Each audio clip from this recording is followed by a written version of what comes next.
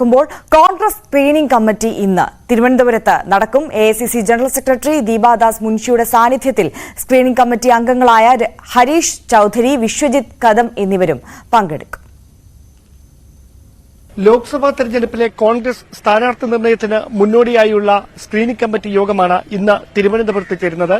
കേരളത്തിന്റെ ചുമതലയുള്ള AICC general secretary Deepa Das മുൻഷിയുടെ അധ്യക്ഷതയിലായിരിക്കും യോഗം നടക്കുക. സ്ക്രീനിംഗ് കമ്മിറ്റി അംഗങ്ങളായ ഹരീഷ് ചൌധരി, വിശ്വജിത് കദം തുടങ്ങിയവരും യോഗത്തിൽ പങ്കെടുക്കും. എന്തായാലും അന്തിമമായ തീരുമാനം ഹൈക്കമാൻഡിന്റേത് ആണെങ്കിലും അതിന് മുന്നോടിയായി സ്ക്രീനിംഗ് കമ്മിറ്റി യോഗം ചേർന്ന് സ്ഥാനാർത്ഥികളുടെ ഏകദേശ ഒരു പട്ടിക തയ്യാറാക്കും.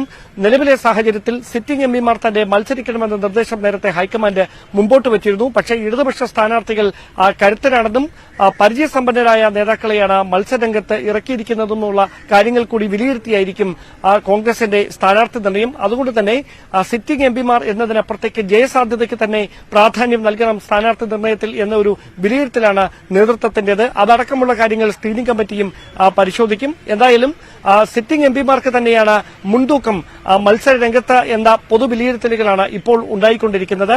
2-ാം തീയതി KPCC അധ്യക്ഷനും പ്രതിപക്ഷ നേതാവും ഉൾപ്പെടെയുള്ളവർ ഡൽഹിയിലെത്താനും ഹൈക്കമാൻഡ് നിർദ്ദേശം നൽകിയിട്ടുണ്ട്. എന്തായാലും 3-ാം തീയതിയായിരിക്കും ഹൈക്കമാൻഡുമായി കേരള നേതൃത്വത്തിന്റെ കൂടിക്കാഴ്ച. അതിനുശേഷമായിരിക്കും അടുത്തയാഴ്ച ഡൽഹിയിൽ കോൺഗ്രസിന്റെ സ്ഥാനാർത്ഥി പ്രഖ്യാപനം ഉണ്ടാകുക. എന്തായാലും മറ്റ് രണ്ട് മുന്നണികളും പ്രത്യേകിച്ച് LDF ഒരു മുഴം മുൻപിലാണ്. സ്ഥാനാർത്ഥി പ്രഖ്യാപനത്തിന് ശേഷം സംസ്ഥാനത്ത് എല്ലാ സ്ഥലങ്ങളിലും പ്രചാരണത്തിന് തുടക്കമിട്ട് കഴിഞ്ഞു. BJPയും പ്രധാനമന്ത്രിയെ തന്നെ തിരുവനന്തപുരത്ത് എത്തിച്ച് പ്രചാരണത്തിന് കേരളത്തിലുടനീളമുള്ള പ്രചാരണങ്ങൾക്ക് തുടക്കമിട്ടിരിക്കുകയാണ്. അതിന് പിന്നാലെയാണ് കോൺഗ്രസിന്റെ സ്ഥാനാർത്ഥി പ്രഖ്യാപനത്തിനായി ആകാംക്ഷയോടെ പ്രവർത്തകർ രാഷ്ട്രീയ കേരളം ഒന്നാകെ കാത്തിരിക്കുന്നത്. സിറ്റിംഗ് എംപിമാർ ആയിരിക്കുമോ അതോ മറ്റ് പുതുമുഖങ്ങൾ ചില മണ്ഡലങ്ങളിലെങ്കിലും മത്സരരംഗത്തേക്ക് എത്തുമോ എന്ന ചോദ്യങ്ങളാണ് ഇനി ബാക്കിയാകുന്നത്.